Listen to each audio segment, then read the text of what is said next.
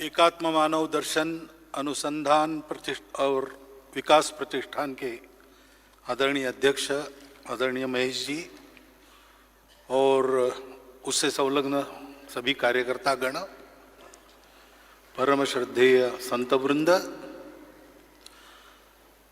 विभिन्न क्षेत्रों में समाज का नेतृत्व करने वाले करके वापस आ सकते हो। बीमारियों पर तरह तरह के उपाय निकले हैं। मनुष्य को परिश्रम करके जो अपने काम करने पड़ते थे, वो काम करने वाले यांत्रिक सहायक अनेक प्रकार के निकले। तो आपको कुछ करना ही नहीं पड़ता, उसको आवाज देना पड़ता है। विज्ञापन आते कभी कभी टीवी पर, तो उसमें दिखाते हैं कि भोजन करते करते वो बता देता है कि अमुक गाना लगाओ, तो वो गाना लग जाता है। तो एक तो ऐसे दिखता है कि शास्त्र में, विज्ञान में बहुत प्रगति हुई है, बहुत प्रकार के साधन आ गए हैं, मनुष्य का जीवन सुख सुविधामय हो, इसकी सारी व्यवस्था है और इसको मान्य करना पड़ता है क्योंकि वो वस्तु स्थिति है। परंतु ये वस्तु स्थिति का एक रूप है।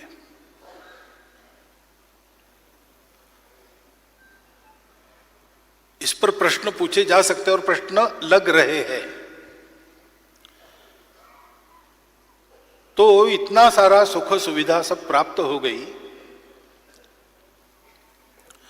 क्या मनुष्य के मन में शांति और संतोष है? ऐसा पूछेंगे तो नकारात्मक उत्तर देना पड़ेगा। पूरे विश्व की चिंता मैं बता रहा हूं और हम केवल देखकर कह रहे कि ऐसी चिंता है, ऐसा नहीं है।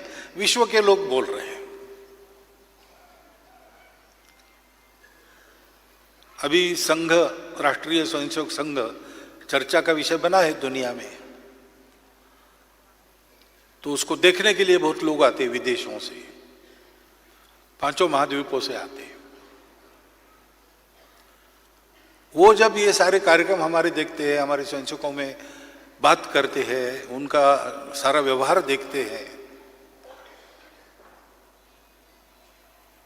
वो तरह तरह के कार्य कैसे चला रहे इसको देखते हैं, तो सारा ये देखने के बाद वो हमें एक प्रश्न पूछते हैं कि ऐसा काम चलने की हमारे देश में बहुत ज़्यादा आवश्यकता है। हमारी नई पीढ़ी को ये हम सिखाना चाहते हैं, आप हमको प्रशिक्षित करेंगे क्या? अब इतनी विज्ञान की प्रगति वहां है, तो भारत जैसे देश के एक संगठन को वो ये प्रश्न क्यों पूछते हैं? तो फिर वो बताते हैं परिवारों में शांति नहीं, परिवार टूट रहे, नई पीढ़ी स्वैर होते चली जा रही और सारी मूल्य व्यवस्था ध्वस्त हो गई है, कैसे उनको वापस लाना? उत्तर नहीं है।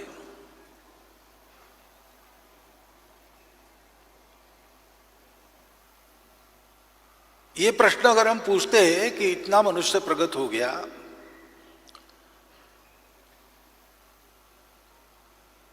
लेकिन उसकी मित्रता हो गई क्या सर्वत्र?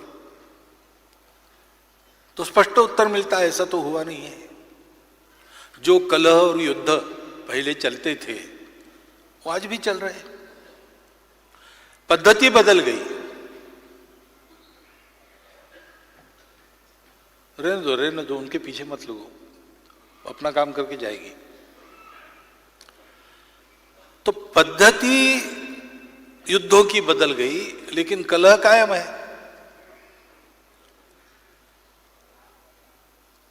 युद्ध हुए, पहला महायुद्ध बड़ा भयंकर हुआ, बहुत संवार हुआ, पहली बार मानव जाति ने ऐसा संवार देखा। इसलिए बड़ा प्रगत विचार करके लीग ऑफ नेशंस स्थापन हुई कि भाई ऐसा युद्ध फिर से नहीं होना चाहिए। लेकिन दूसरा महायुद्ध हुआ, इसलिए लीग ऑफ नेशंस उसका विसर्जन हो गया, यूनाइटेड नेशंस शुरू हो गया। दुनिया की एक व्यवस्था कायम करने का और प्रयास हुआ। तो राष्ट्रों के राजनीतिक संबंध, आपस के जो प्रश्न हैं उसके समाधान, उसकी चर्चा उस मंच पर हो। विश्व भर के आरोग्य की चिंता करने वाला और एक मंच उसके साथ, विश्व के अर्थनीति की चिंता करने वाला और एक मंच उसके साथ, जीवन के सभी पहलुओं में पूरी दुनिया एक होकर चले, इसके लिए यूनो स्थापन तो हुआ। अब 5 देश इस तरफ और 3 देश इस तरफ, ऐसा युद्ध तो नहीं हो रहा है, लेकिन युद्ध हो रहा है। और युद्ध सामने दिखने वाले, लड़ने वाले सामने अलग है, लेकिन उसके पीछे कौन सी शक्तियां लड़ रही है सामान्य आदमी भी समझता है, और उपाय नहीं उसका कुछ। इतनी सारी दवाइयां निकली है, स्वास्थ्य लाभ हुआ क्या? तो दवाइयां निकली है तो बीमारियां भी नई नई निकली है, और कुछ बीमारियों के कारण दवाइयां ही है, ऐसा भी है।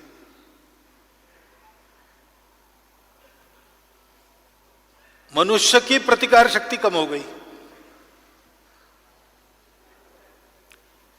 जो मनुष्य पहले सारी आबो हवा के उतार चढ़ाव पचा लेता था, वो आज बड़ा नाजुक हो गया है।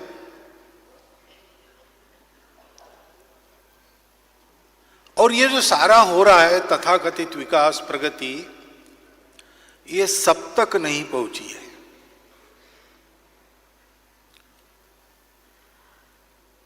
तो एक पूरा वर्ग ऐसा है कि जिसके पास ये सब नहीं पहुंचा है। विकास हो रहा है, लेकिन जिनका हो रहा है वो थोड़े लोग हैं। उनके विकास के लिए जो संसाधन है वो बहुत ज्यादा लोग जो विकास से वंचित है उनसे प्राप्त हो रहे हैं। 4% जनसंख्या विश्व के 80% संसाधनों का उपयोग करती है, और 96% जनसंख्या वंचित रहती है। असंतुलित विकास हो रहा है। और जैसे जैसे विकास हो रहा है वैसे विकसित और अविकसित इनमें जो खाई उत्पन्न होती है वो बढ़ रही है। आज की चिंतकों की भाषा में कहे तो अमीर अमीर हो रहे, गरीब गरीब हो रहे। ये दुनिया की बात मैं कर रहा हूं। दुनिया के चिंतक इन बातों को बोल रहे हैं। मनुष्य जाति का विकास तो हो रहा है, लेकिन मनुष्य जाति का अस्तित्व रहेगा कि नहीं, यह भी प्रश्न सामने है। मनुष्य के विकास ने मनुष्य का पोषण करने वाली सृष्टि को ही खा लिया।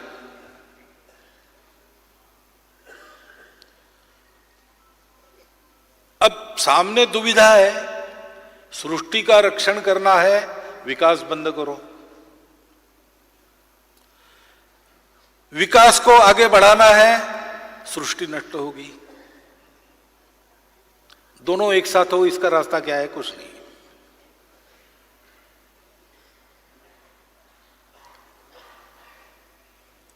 मनुष्यों में युद्ध न हो। युद्ध क्यों होते हैं? एक बात निकाली गई कि ये राष्ट्रीयता के कारण युद्ध होते हैं। नेशनलिज्म खतरनाक है। पहला महायुद्ध राष्ट्रवाद के उदय के कारण ही हुआ। दूसरा महायुद्ध भी इस राष्ट्रवाद के उदय का ही परिणाम है।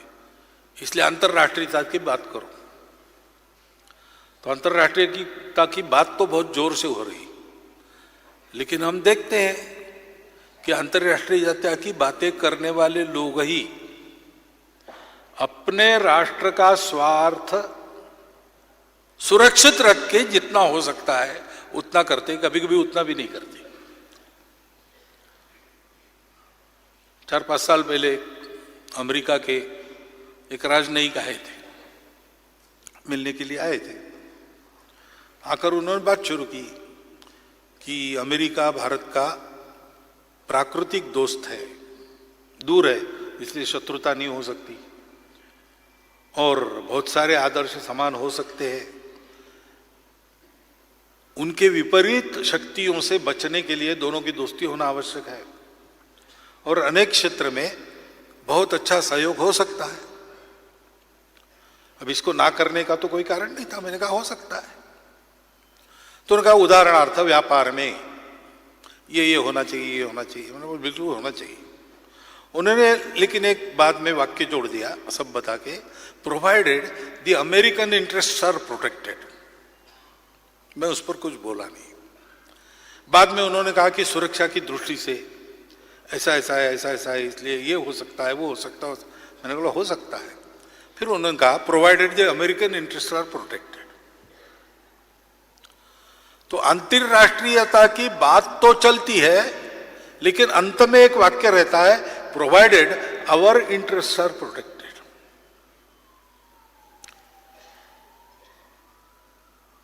तो जिस चिंता से मुक्त होने के लिए मनुष्य जाति के विकास की बात है, वो चिंता सर्वाइवल की है। सृष्टि में स्ट्रगल फॉर एग्जिस्टेंस है, क्योंकि मानवों की चाह बहुत है और चाह पूरी करने वाले साधन और वस्तुएं मर्यादित है, इसलिए स्पर्धा है। और इसलिए जो बलवान है वो जिएगा। परंतु दिखाई देता है कि जो बलवान है वही चिंता में है। अपने सर्वाइवल की चिंता में बलवानों के ही संघर्ष हो रहे हैं, उसमें बाकी लोग पीछे जा रहे हैं। ये कैसे हो रहा है? एक तरफ मनुष्य के बौद्धिक विकास का इतना चरम, भौतिक विकास का इतना चरम, ज्ञान की वृद्धि, साधन सुविधा की उपलब्धि, ये सब मनुष्य जाति के पास है। लेकिन दूसरी तरफ हजारों वर्षों से चली आ रही समस्याओं का कोई उपाय अभी भी नहीं है। उल्टा स्थिति और बिगड़ रही है। पर्यावरण का विनाश तेज गति से हो रहा है। और इसलिए एक तरफ ये ज्ञान की जो साधना है उसमें नए नए बातों का अन्वेषण करना, और दूसरे तरफ इसका उपयोग करने वाला कोई बचेगा कि नहीं, इस चिंता में चिंतन करना। ऐसी स्थिति में आज दुनिया है।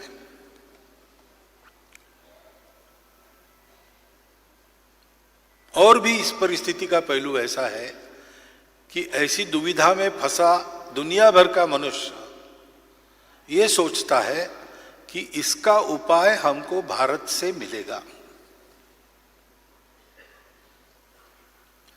ये क्यों सोचते हैं? हाल के वर्षों में, पिछले दशक में, पिछले 15 वर्षों में इंच इंच आगे बढ़ने वाला भारत मील मील आगे बढ़ने लगा। आज भारत की एक प्रतिष्ठा दुनिया में है वगैरह, ठीक है, लेकिन वो कारण नहीं है। केवल जिन प्रश्नों के उत्तर दुनिया के पास नहीं है, उन प्रश्नों के उत्तर देने के लिए जो चिंतन चाहिए, जो बुद्धि चाहिए, जो मन चाहिए और जो व्यवहार की आदत चाहिए, वो भारत के पास है।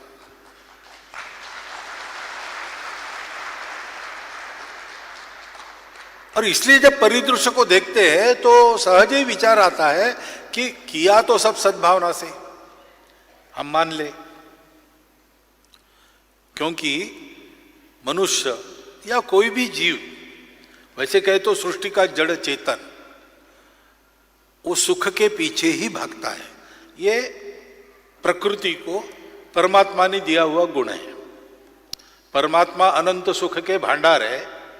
परमात्मा से थोड़ा नीचे आकर प्रकृति चलती है तो स्वाभाविक रूप से उस तरफ वापस जाने के लिए वो करती है प्रयास। सुख के लिए सब जाते हैं। अब पुराण तो पता नहीं, वो इतिहास भी नहीं जानता, महाभारत था कि नहीं, इस शंका में दुनिया थी। अब शायद उससे बाहर आ गई है। लेकिन उतना पुराना क्या था ये पाने का साधन आज दुनिया के पास नहीं है। जो होता है वो तर्क से ही होता है, परंतु उसके बाद का मालूम है हमको। गत 2000 वर्षों में जब भारत धीरे धीरे दुनिया में पीछे आ रहा था और पश्चिम के लोग आगे बढ़ रहे थे, बल की दृष्टि से, भौतिक सुख सुविधा की दृष्टि से, भौतिक जिज्ञासा की दृष्टि से, हमारे आत्मविस्मृति के कारण, हमारे अनेक अन्य कारणों के कारण हम लोग पिछड़ गए, वो लोग आगे गए।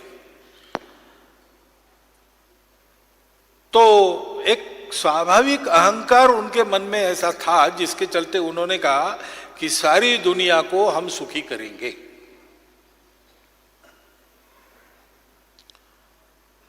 हम सुखी करेंगे सारी दुनिया को।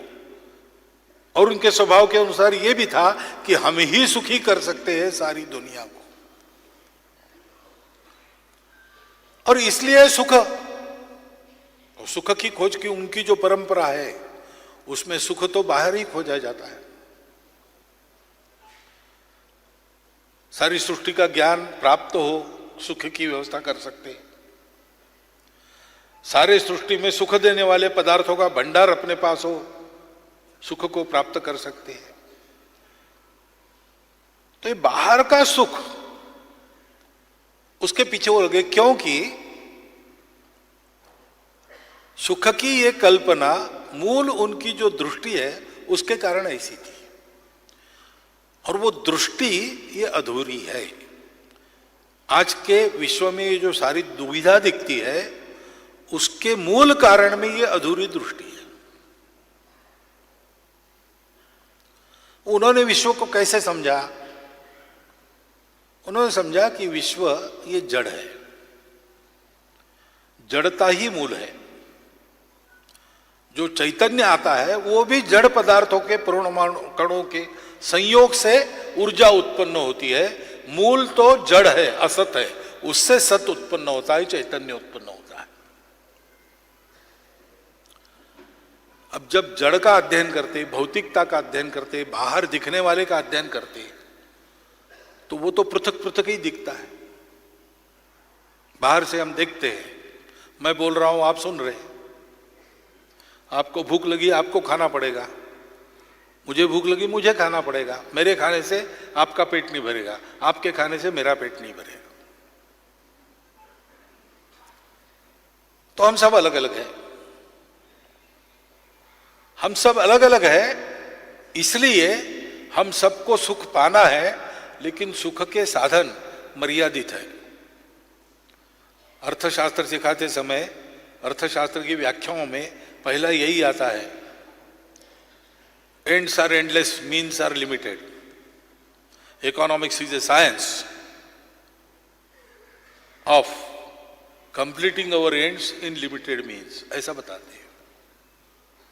तो स्पर्धा है, और स्पर्धा अगर है तो जो बलवान है वो जीतेगा। हम सब अलग अलग हैं,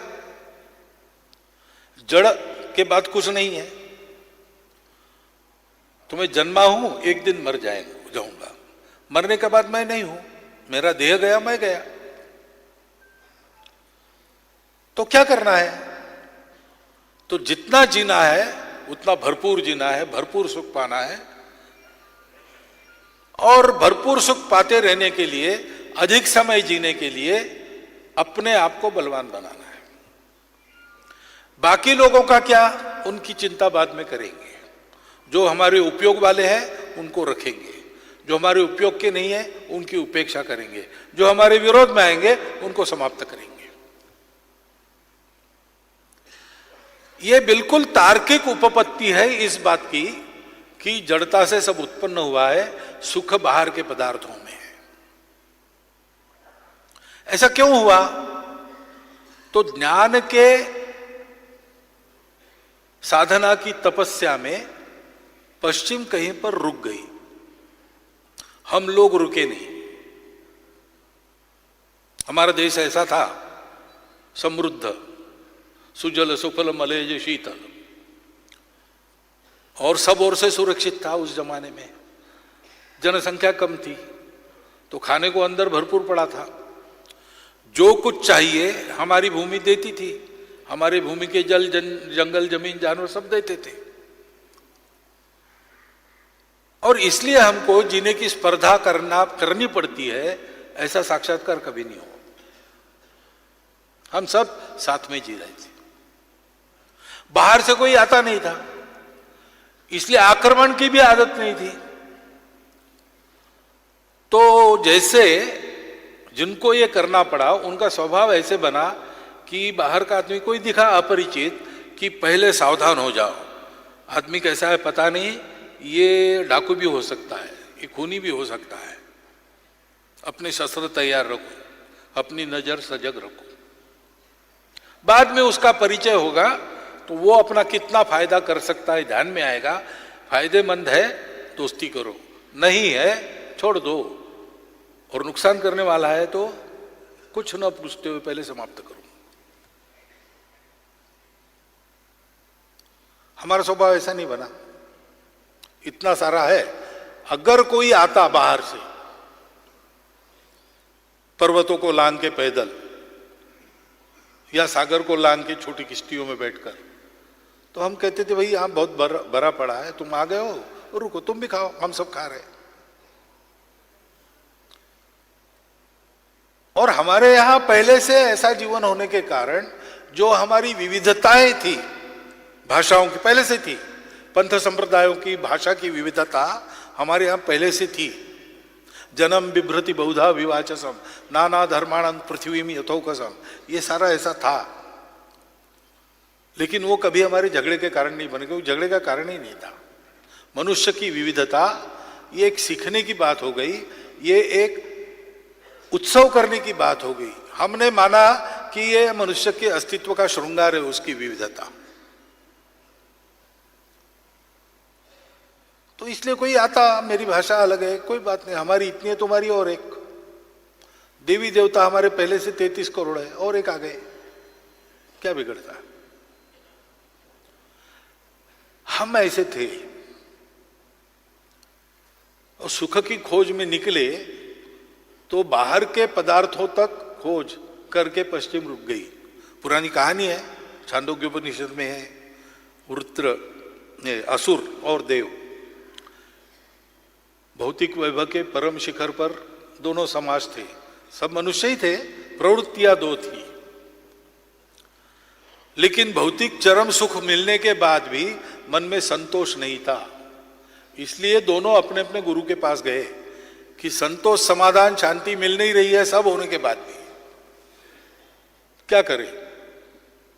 तो बृहस्पति ने इंद्र को कहा और शुक्राचार्य ने विरोचन को कहा कि जाओ तुम ब्रह्मा जी के पास जाओ, उनके पास आत्मविद्या है जो आत्मा जानने के लिए काम आती है, और आत्मा को जानने के बाद कुछ भी जानना शेष नहीं रहता, आत्मा को पाने के बाद कुछ भी पाना शेष नहीं रहता, वो सर्वथा संतोष शांति का उपाय है। तो दोनों गए समिधा धारण करके, वलकल पहन के शिष्य भाव से। ब्रह्मा जी ध्यानस्थ थे, समिधा एक तरफ रख के बैठ गए।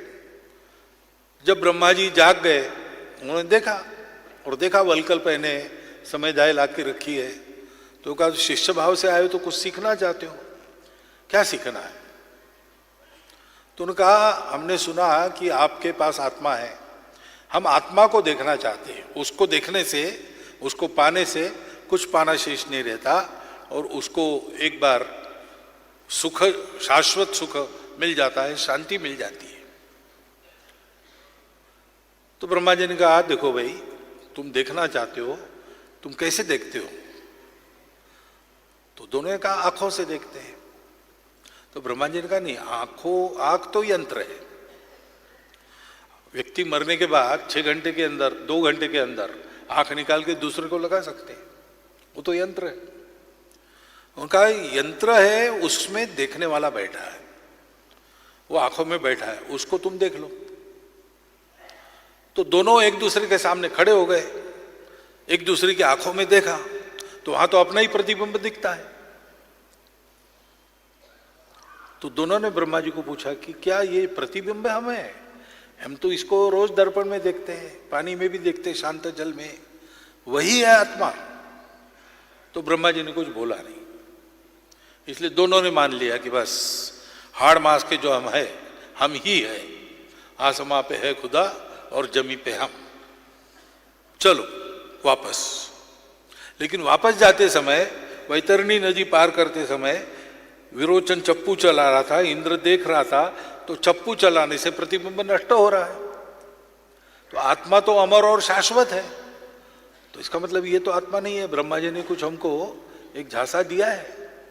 तो इंद्र ने कहा विरोचन को, चलो पूछते हैं। विरोचन तैयार नहीं हुआ। एक बार दिया ब्रह्मा जी ने हमको उपदेश, वही ठीक है, हम ही सब कुछ है। हाड़मास के दिखने वाली ये देह है, ज्ञानेंद्रियों से प्रतीत होने वाला ये जो जड़ जगत है, वही सब कुछ है। और वो रुक गए, हम नहीं रुके। इंद्र वापस गया, उसने तरह तरह की ब्रह्मा जी ने दी हुई पहेलियां बुझाई और अंत में उस आत्मज्ञान को प्राप्त किया। ऐसी कथा है हमारे उपनिषद, हम देखते हैं क्रम से। तो पुराने उपनिषदों में बाहर है क्या वो खोज रहे सत्य को। अग्नि में है क्या, वायु में है क्या, पृथ्वी में है क्या, और धीरे धीरे आगे बढ़ते हुए वो अंदर मुड़ जाते हैं। सांसों में है क्या, प्राणों में है क्या, मन में है क्या। ऐसी खोज करते करते हमको वो बात मिल गई, उनको नहीं मिली, इसलिए उनकी दृष्टि अधूरी रही। और इसलिए किसी का किसी से संबंध नहीं है, संबंध सौदे का है, फायदे का है। मेरा कितना फायदा होगा इसके आधार पर संबंध बनते हैं, उसी के आधार पर बिगड़ते हैं। सारी बातों से अपना फायदा प्राप्त करना है, सृष्टि से भी वही प्राप्त करना है। और हमारी भूख का तो अंत नहीं है, तो फिर सबका उपयोग करने की प्रवृत्ति सबका शोषण करने की ओर ले जाती है। जो बलवान है वो दुर्बलों का शोषण करता है। अब ये जब चला तो इस पर नियंत्रण करने के लिए राजा बनाया। राजा बनने के बाद कुछ दिन ठीक चला, लेकिन बाद में राजा ही लुटारू बन गया।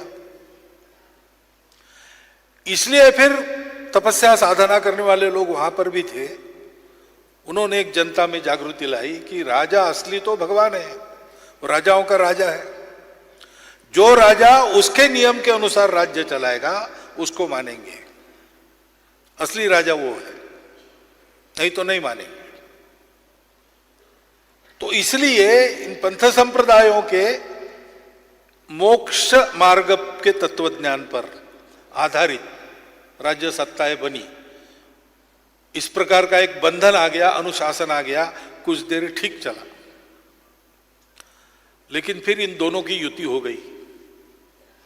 तो हमको दुनिया के इतिहास में एक दौर ऐसा भी मिलता है जब फ्रांस के जागीरदारों को पैसे देके स्वर्ग में सीट रिजर्व करनी पड़ती थी, जैसे हम ट्रेन वेन का करते हैं। और जितना पैसा देंगे उतनी अच्छी सीट स्वर्ग में मिलती थी। अब कैसे, यानी जो रक्षक वही भक्षक हो गया। जनता त्राही त्राही मचाने लगी, लेकिन उसी समय विज्ञान आ गया और एक तर्क शुद्ध विचार करके जो कुछ है प्रमाणित करो, हमारे आंखों के सामने बताओ, प्रतीति के बिना हम विश्वास नहीं रखेंगे। तो वैज्ञानिक कहते थे कि भगवान अगर है तो उसको भी हमको परीक्षण नली में आना पड़ेगा, हमारे टेस्ट ट्यूब में आना पड़ेगा, तभी हम उसको मानेंगे। तो इस त्रासदी से जनता मुक्त हो गई और विज्ञान के आधार पर हम आगे बढ़े। हम जानते कुछ दिन तो अच्छा चला ही, लेकिन बात साधनों की नहीं है, बात आपके ज्ञान की नहीं है, बात आपके प्रवृत्ति की है। प्रवृत्ति क्या है? हम सब अलग अलग है, हम जुड़े नहीं है। हमको अपना जीवन जीना है अच्छे से, इसलिए दूसरों के जीवनों का उपयोग करना है। उपयोगी है उनको, उनका रक्षण करना है। जो हमारे उपयोगी है उनका हम रक्षण करते हैं। वयम रक्षामः, यही राक्षस प्रवृत्ति है। इस अधूरी दृष्टि के आधार पर सब चला है, तो हम देखते हैं कि शरीर का सुख तो भरपूर मिलता है, लेकिन शरीर का सुख बहुत लेने वाले लोग प्रायः मन के और बुद्धि के सुख को नहीं प्राप्त करते। पैसा कमाने के लिए मेहनत करते हैं दिन रात, परिवार ठीक चले, लेकिन पैसा कमाने वाला दिन भर घर के बाहर रहता है, तो बच्चे भी उसको पहचाना कभी कभी भूल जाते हैं। ऐसा एक विनोद चलता है। इतना अतिवाद नहीं होता होगा, लेकिन कहते हैं कि छुट्टी के दिन और महाशय घर पर रहे तो बच्चे पूछने लगे माता जी को कि नया आदमी कौन है घर में, क्योंकि सुबह 5 बजे दुकान में चले जाना, रात को 11 बजे के बाद आना। मनुष्य को सुख चाहिए, यानी क्या चाहिए? नित्य अनुभव तो अपना ऐसा है कि केवल शरीर का सुख मिलके समाधान नहीं होता। रसगुल्ले अच्छे लगते हैं तो रसगुल्ले खिलाऊंगा, लेकिन एक रसगुल्ला खिलाऊंगा तो एक जूता मारूंगा, तो मनुष्य मान्य नहीं करता। कई बार कोई मन को अतिरंजित करने वाला कोई है, अच्छा नाटक है, सिनेमा है, कुछ देखते समय भोजन का समय हो जाता है, भोजन नहीं करते। भोजन हाथ में है तो भी टीवी को देखते रहते, क्योंकि वहां कुछ मन का सुख है, वो भी चाहिए। बुद्धि का भी सुख चाहिए। कुछ करने को सोचने को नहीं रहा तो आदमी विमनस्क बन जाता है, पागल बन जाता है। और पेट में अन्न नहीं है, मन को रिझाने वाली कोई वस्तु आसपास नहीं है, लेकिन गणितज्ञ है, गणित में रुझा है और एक समस्या छूट गई, तो उसको स्वर्ग सुख का आनंद मिलता है, बुद्धि का सुख मिलता है। ये तीनों आनंद मालूम है दुनिया को, वो जानते हैं शरीर का भी सुख होता है, मन का भी सुख होता है, बुद्धि का भी सुख होता है, लेकिन इसको एक साथ प्राप्त करना उनको पता नहीं। क्योंकि जिसके कारण इन तीनों का जुड़ाव होता है और ये सभी सुख एक साथ प्राप्त करने के लिए मिलकर चल सकते हैं, वो चौथा तत्व उनके पास नहीं है, वो हमारे पास है।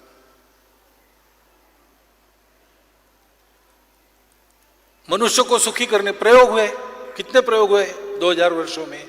ईश्वर को मानने वाली विचारधारा है, उनका प्राबल्य रहा। ईश्वर को न मानने वाली विचारधारा है, उनका प्राबल्य रहा। जड़वादी विचारधाराओं ने कभी व्यक्ति को पूरा महत्व दिया और बाकी सबको गौण माना, उससे भी दुख उत्पन्न हुआ, प्रतिक्रिया हुई। इसलिए समाज को ही सब कुछ मानना, व्यक्ति को केवल उसका पुर्जावर मानना, ऐसे लेकर प्रयोग हुए। क्या हुआ? उसकी भी प्रतिक्रिया हुई, वो तथाकथित साम्यवाद समाजवाद ध्वस्त हो गया। लेकिन उत्तर नहीं मिल रहा है।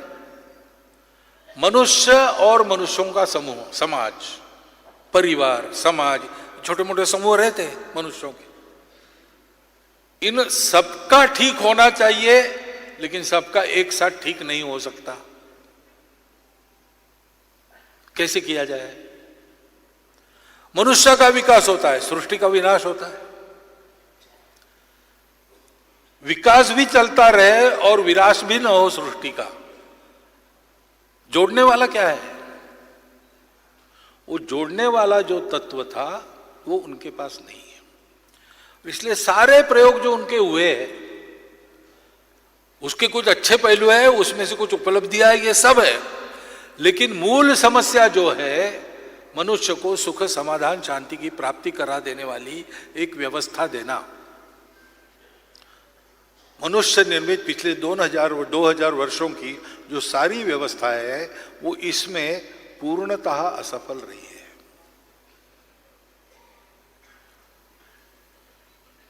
वो सब बेकार नहीं है, लेकिन वो सब अधूरी है, और जब तक वो पूरी नहीं करते अपने आप को, तब तक वो ये जो ध्येय है मनुष्य का सुख, उसको प्राप्त नहीं कर सकते। और उनको पता है, दुनिया को जानते हैं, दुनिया का ज्ञान सबका बड़ा है। उनको भारतवर्ष में दिखता है कि ये सारी बातें यहां पर एक साथ चलती है, और इतिहास जानते हैं तो उनको ध्यान में आता है कि भारतवर्ष ने सारी दुनिया के लिए ऐसी एक व्यवस्था दी थी जिसमें ये सब कुछ एक साथ प्राप्त कर सकते थे। सारी दुनिया इसके कारण कम से कम 3000 वर्ष तक सुख शांति का जीवन जीती रही थी। उस व्यवस्था के पदचिन्ह आज भी संपूर्ण 5 महाद्वीपों के लोगों में मिलते हैं। भारतवर्ष के लोग भी मेक्सिको से साइबेरिया तक गए, उन्होंने किसी को जीता नहीं, किसी को लूटा नहीं, सबको जोड़ा और जैसे थे उससे अच्छा किया।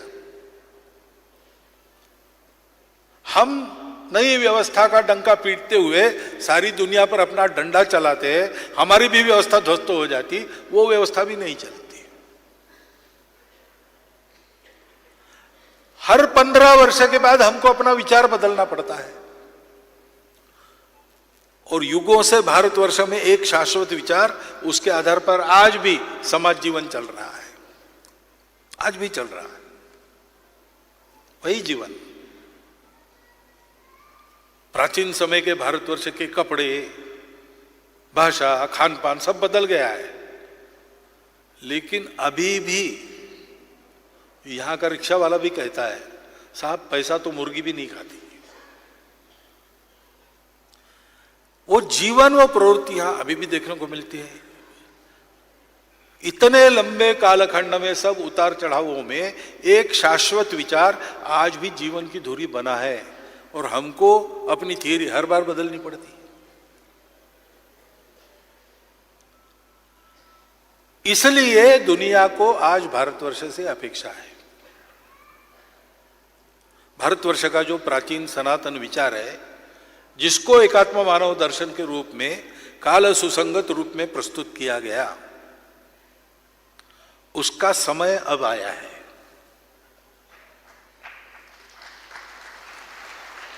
और इसलिए उसको समझना पड़ेगा। बात वही है, प्रारंभ होता है, सुख बाहर नहीं है, सुख अपने अंदर है। लड्डू अच्छे लगते हैं तो कितने खाएंगे आप?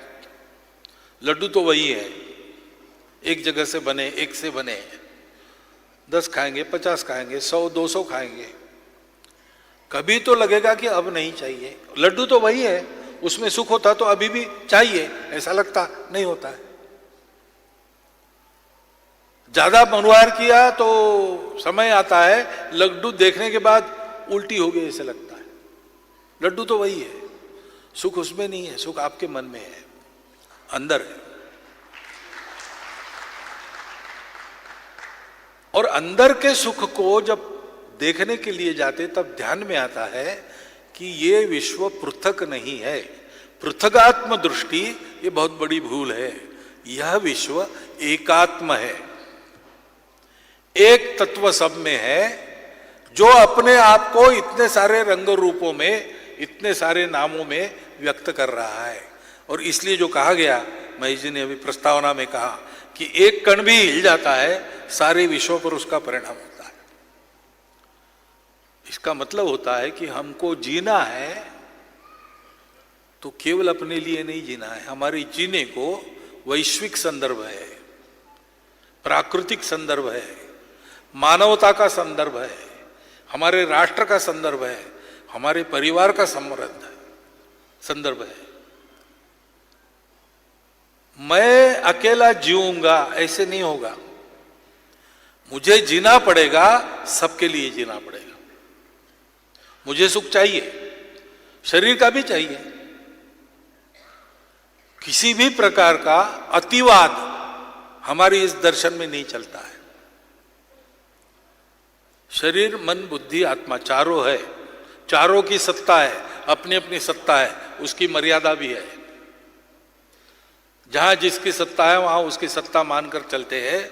उस सत्ता की मर्यादा को समझ के उस सत्ता को चलना पड़ता है। और इसलिए संपूर्ण सुख एक साथ शरीर, बुद्धि, मन आत्मा का सुख प्राप्त होना चाहिए। हमारे यहाँ व्यवस्था दी उसके आधार पर ब्रह्मचर्य, गृहस्थ, वानप्रस्थ, संन्यास।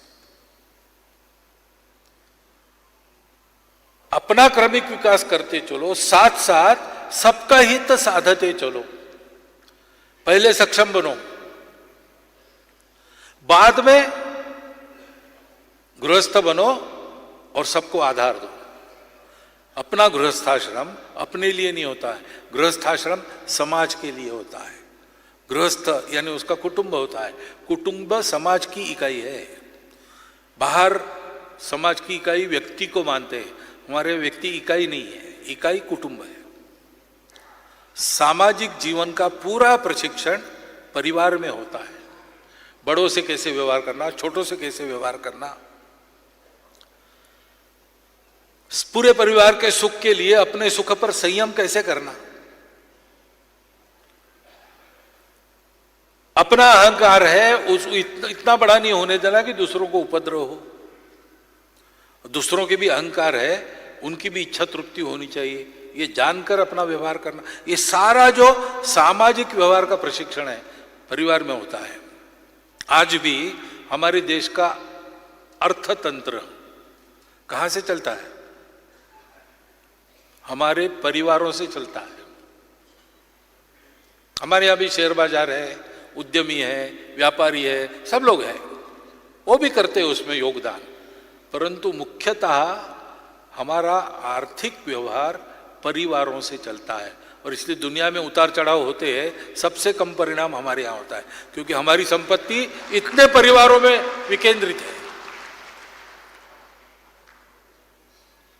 हमारी संस्कृति के संस्कार, हमारी परंपरा, हमारा स्वत्व, ये पीढ़ी दर पीढ़ी प्राप्त होता है। क्यों होता है?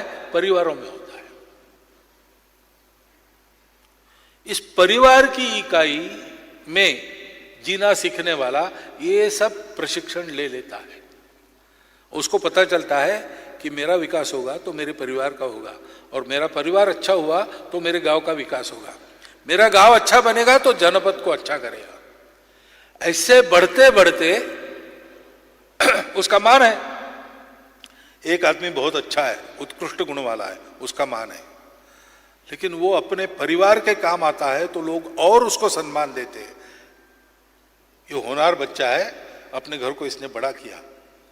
और कोई घर अगर गांव का आधार बनता है, उनका मान बढ़ता है। ऐसे करते करते जो संपूर्ण विश्व को अपना मानकर चलता है, उसके सामने तो सब लोग साष्टांग नमस्कार डालते हैं। कोई कितना कमाता है उसका भी महत्व है।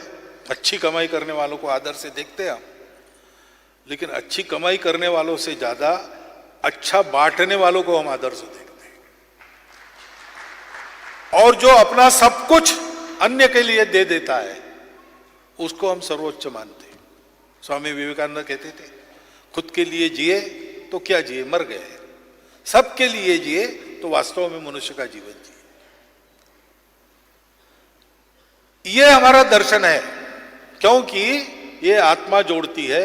ये आत्मा ही सृष्टि में परमात्मा है, जो सृष्टि को, सृष्टि के समस्त जीवों को, वनस्पतियों को, इन सब के व्यवहारों को जोड़ती है। इसलिए वैद्यराज जंगल में जाते जड़ी बूटी के लिए, तो मंगल के दिन जाना विहित है। जाते हैं, एक मंगल को प्रार्थना करते हैं पहले जड़ी बूटी के पौधों से कि मनुष्य के कल्याण के लिए आपके कुछ अंगों की आवश्यकता मिलेगी, अगले मंगलवार मैं आऊंगा, कृपया वो मुझे प्रदान कीजिए। और एक पौधा उखाड़ता है तो उसको 10,000 पौधे लगाने हैं। ये अपना पुराना नियम है, शास्त्र है। क्योंकि ये सारी बातें हम ये सब जुड़ी है, सब में आत्मा है, इसलिए सब चैतन्य है। चैतन्य की निर्मित सृष्टि है, और इसलिए सब में पवित्रता, सब में चैतन्य देखकर अपना व्यवहार करना। ऐसा करते हैं तो व्यवहार का भाव एक ही होता है, कृतज्ञता, और कुछ नहीं। शोषण का भाव आ ही नहीं सकता। हम उपकृत है सारे विश्व के। मैं एक जीता हूं तो मेरा जीवन चलाने वाला कितना है? जाने अनजाने चाहे अनचाहे उन सब से मैंने प्राप्त किया है। अब मैं बड़ा होऊंगा तो उन सबको वापस करूंगा। ये गिव बैक वगैरह वगैरह आजकल वाक प्रचार आए हैं, वो कि हमारे लिए नई नहीं है, बहुत प्राचीन है। इसको समझकर हम चले। 10,000 वर्ष कृषि हो रही अपने देश में। अफ्रीका की कुंवारी जमीन में पाश्चात्य लोग गए, 400 साल खेती करने के बाद वहां की जमीन बंजर हो गई। अब 3 साल विश्राम दो, उसमें वो सब रसायन डालो, कैसे तो भी उसको फिर से जीवित करो, ये चलता है। हमारे यहाँ 10,000 साल से कृषि चली, कभी पोल्यूशन हुआ, कभी कैंसर ट्रेन चली? वो तो हमने केमिकल्स का उपयोग करना सीखा तब से चली है, क्योंकि हमने सब में चैतन्य देखा, क्योंकि हमने सबको जोड़ने वाली कड़ी को पकड़ा। और इसलिए हमने कहा कि अर्थ काम मोक्ष आवश्यक है। मनुष्य को शरीर है, मन बुद्धि है, अर्थ काम आवश्यक है। इनसे परे जाने की इच्छा होती है, मोक्ष भी आवश्यक है, परंतु तीनों एक साथ चाहिए। और तीनों से सबका कल्याण होना है तो इसके लिए धर्म का अनुशासन चाहिए। एकात्म मानव दर्शन को एक शब्द में अगर सारांश के रूप में आपको व्यक्त करना है तो आप कहिए ये धर्म है। धर्म यानी रिलीजन नहीं, धर्म यानी रास्ता नहीं, धर्म यानी गंतव्य है। रास्ते अनेक होते हैं, उनको गंतव्य की तरफ जाना है। जो रास्ते अपना गंतव्य भूल गए वो उपद्रवी बन गए, हम देखते हैं। लेकिन हमारे सब रास्ते उधर ही जा रहे हैं, क्योंकि पहले से वो उस गंतव्य के अनुशासन में है, धर्म के अनुशासन में है। धर्म सबकी धारणा करने वाला होता है, वो सबको चलाता है। उसमें देव राक्षस दोनों का जीवन है। शिबी राजा की कहानी आजकल मैं बता रहा हूं, सब जगह आपने सुनी है, लेकिन सोचने लायक है। कबूतर आता है शिबी राजा के पास, मुझे बचाओ। बाज उसके पीछे लगा है, राजा उसको आश्रय देता है। बाज आता है, कहता है कबूतर कहाँ है, मुझे खाना है, भूख लगी है। राजा कहता है मैंने उसके रक्षण का भार लिया है, वो मेरी प्रजा है, मैं तुम्हें उसे मारने नहीं दूंगा, मेरा धर्म है उसकी रक्षा करना। यहां तक तो समझ में आता है। बाद में बाज कहता है कि तुम मुझे धर्म की दुहाई दे रहे हो, लेकिन तुम्हें मालूम नहीं कि प्रकृति ने मुझे धर्म दिया है। मैं तुम्हारे जैसे घास फूस खाकर जिंदा नहीं रहता, उसको खाऊंगा तब मैं जिंदा रहूंगा। मेरे धर्म की हानि करके तुम अपना धर्म कैसे संवार रहे हो? धर्म तो ऐसा नहीं होता। धर्म सर्वेपि सुखन संतु के लिए है। तो मुझे दुख में डालकर तुम कबूतर को सुख पहुंचाओगे, कहोगे तुम बड़े धार्मिक हो, ये कहां की बात है? अब राजा इस पर क्या कहता है? राजा कहता है तुम्हारी बात सही है। अब देखिए, ये समस्या अगर लीगली सुलझाने का प्रयास हुआ तो उत्तर क्या है? कुछ उत्तर है? 3 बातें आती है। या तो राजा छोड़ दे इस मामले को, ये बाज और कबूतर के झगड़े में हम नहीं पड़ते, ये राजा का काम नहीं है, जो होना है हो दो। या कबूतर को बचाओ, बाज को मारो, या कबूतर को छोड़ दो, बाज को कोकर पीछा खा ले तू। इसमें समाधान नहीं हुआ समस्या का। लेकिन राजा धर्म की बात कर रहा है। वो कहता है कि तुम्हारी बात सही है, तुम्हारा भी धर्म है, तुम्हारा धर्म मांस खाना है, कबूतर का ही मांस खाना ऐसा नहीं है। तो मेरे शरीर से कबूतर के वजन के बराबर मांस तुम खाओ, तो कबूतर भी बचेगा, तुमको भी खाना मिलेगा, मैंने उसकी रक्षा की, मेरा धर्म भी पूरा हो जाएगा। यह धर्म दृष्टि है। अंतरराष्ट्रीयता की बात करते करते दुनिया के दुर्बल देशों पर अपना डंडा चलाना, यह अप्रामाणिकता आई कहां से? संबंध कुछ है नहीं, इसलिए उनका क्या होता है क्या फिक्र है। लेकिन हमारी दृष्टि क्या है कि हम प्रामाणिकता से अपनी बात के पीछे खड़े, क्योंकि वो धर्म है, सब मेरे हैं। तो अगर किसी का कुछ नुकसान होना है सबके हित के लिए तो मेरा ही हो, मैं त्याग करूंगा, मैं दूंगा। आज भी हमारे प्रामाणिकता के साथ जीवन के सब क्षेत्रों में हमारी प्रामाणिकता की साख है। सारी दुनिया हम पर विश्वास करती है, सारी दुनिया हमारा डॉक्टर खोजती है, सारी दुनिया हमारे इंजीनियर को मानती है, सारी दुनिया हमारे व्यापारी के साख पर विश्वास करती है। क्यों? क्योंकि हम भूल गए होंगे तो भी हमने ये 2000 साल से और लड़खड़ाती हुई पद्धतियों का स्वीकार करने के बाद भी जो ऋषि मुनियों ने हमारा स्वभाव बनाया है वो कहीं ना कहीं प्रकट होकर काम करता ही है। वो हमारा दर्शन है। इसलिए एकात्म मानव दर्शन का समय आया, क्योंकि दुनिया के इस किसी बात का उत्तर दूसरा नहीं है। दुनिया को धर्म से चलना पड़ेगा, दुनिया को धर्म देना पड़ेगा, और धर्म के बारे में दुनिया को सिखाने का ईश्वर प्रदत्त कर्तव्य हमारा है। हम माने न माने, नियति भारतवर्ष का कान पकड़कर उससे ये काम करा लेने वाली है। पिछले 100 वर्षों में भारत को धर्म के आधार पर चलाने का प्रयास नहीं हुआ। तथाकथित आधुनिक ये जो प्रणाली है, कैपिटलिज्म, सोशलिज्म आदि आदि सारे प्रयोग भारतवर्ष में भी हुए, लेकिन भारतवर्ष थोड़ा दूर गया, वापस आ गया। भारतवर्ष बढ़ेगा, धर्म के आधार पर ही बढ़ेगा। प्रकृति उसको इधर उधर जाने नहीं देगी। आज समय आया है विश्व को इस प्रकार का एक नया रास्ता देना है। विश्व बोल रहा है, चिंतक बोल रहे हैं, सामान्य लोग देखने के लिए आते, वो हमसे बात कर रहे हैं। आपस में चर्चा करते करते हम सुन रहे हैं, बाहर से वो चर्चा कर रहे हैं। उनमें से एक खड़ा होता, बोले देखो भाई भारतवर्ष ऐसा नहीं, भारतवर्ष को आप अलग से समझो, ये अपने जैसा नहीं है। यहाँ एक दूसरी बातें हैं। कौन सी दूसरी बातें हैं? यही दूसरी बातें हैं। उसके उनको आवश्यकता है, उनको देना यह अपना काम होता है। और इसलिए आज विश्व के परिदृश्य के संदर्भ में मनुष्य के भौतिक ज्ञान की प्रगति बहुत अच्छी हो रही है। हमको लेने लायक बातें उसमें है दुनिया से, परंतु जिस मुकाम पर दुनिया के रुक गई है, आगे जाने का रास्ता नहीं। बहुत साल पहले 1974 में रीडर्स डाइजेस्ट नाम का एक मासिक निकलता है। उसके 75 साल पूरे हुए। उसने अपना एक स्मरणांक निकाला, पिछले 75 वर्षों में जो अच्छे अच्छे लेख उसमें छपे थे उसका एक संग्रह उन्होंने छापा। उसमें एक लेख था स्टारी यूनिवर्स, दी स्टारी यूनिवर्स। अमेरिका के एक बहुत बड़े शास्त्रज्ञ ने लिखा था।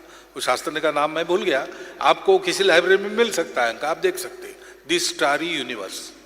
उसमें वो लिखता है कि विज्ञान आगे चला गया, सूक्ष्म से सूक्ष्म चीज को भी आज हम देख सकते हैं माइक्रोस्कोप के जरिए।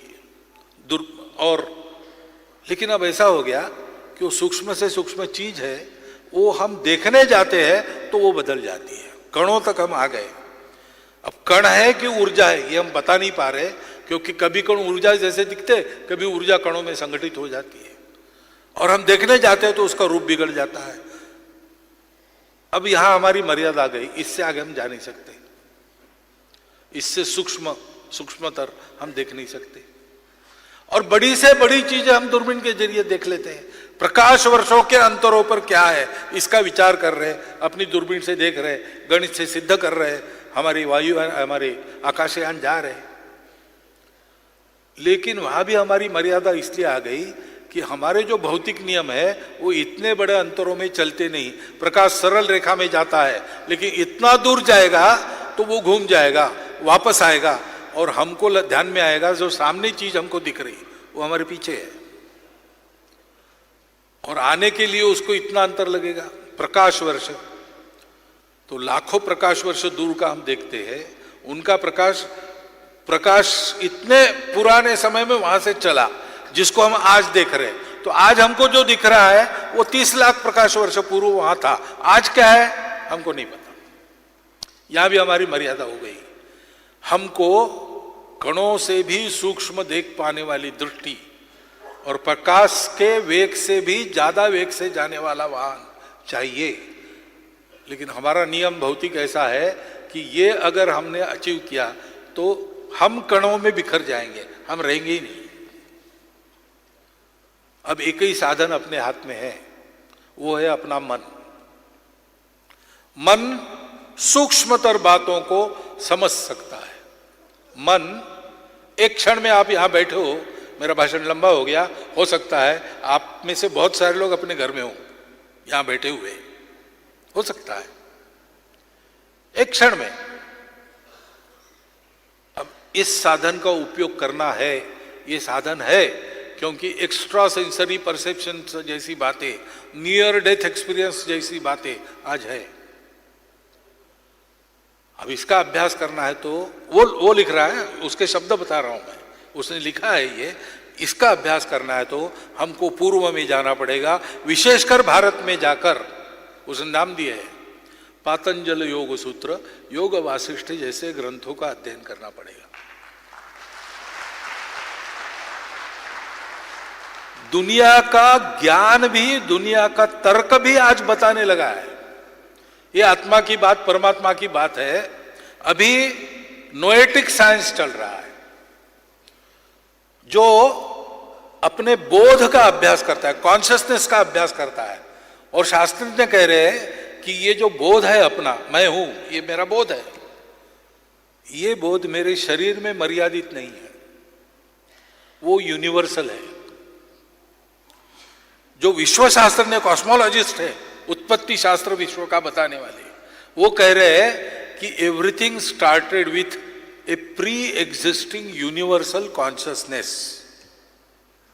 अंग्रेजी भाषा में वो परब्रह्म की परिभाषा करने की चेष्टा कर रहे हैं। मैं इसलिए कह रहा हूं समय आ गया है,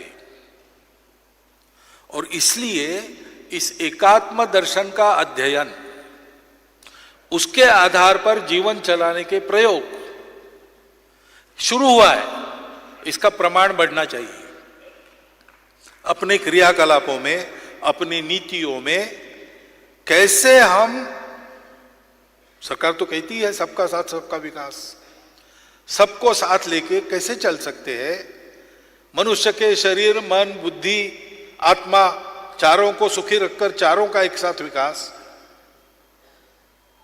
समूह, सृष्टि, व्यष्टि और समष्टि, परमष्टि, इन सब का एक साथ विकास, और अर्थ काम धर्म के अनुशासन में चलकर मोक्ष के तरफ जीवन को अग्रसर करे। इस प्रकार की जीवन पद्धति, इस प्रकार की, सब प्रकार की और नीति, ये हमारे छोटे छोटे प्रयोगों में, बड़े प्रयोगों में विकसित करके हमको अपना देश उसके आधार पर चलाकर दिखाना पड़ेगा, और सारी दुनिया को वो तंत्र देना पड़ेगा, क्योंकि दूसरा उपाय नहीं है।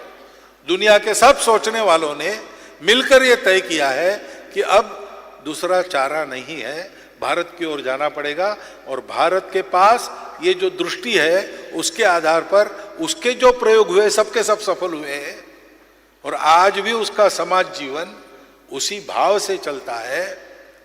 उसको काल सुसंगत रूप में एकात्म मानव दर्शन के रूप में पंडित जी ने प्रस्तुत किया, और गुंजाइश रखी कि हम उसमें और अनुसंधान और उसका विकास करें। उस कार्य को अपने अपने स्तर पर सबने हाथ में लेकर आगे बढ़ाना चाहिए। ऐसा समय है। आज के विषय के संदर्भ में मेरे पास जितना चिंतन था वो मैंने आपके सामने रख दिया है। जो कुछ अच्छा है वो एकात्म मानव दर्शन का है, कुछ गड़बड़ हुई होगी तो वे भी मानकर छोड़ दीजिए। बहुत बहुत धन्यवाद।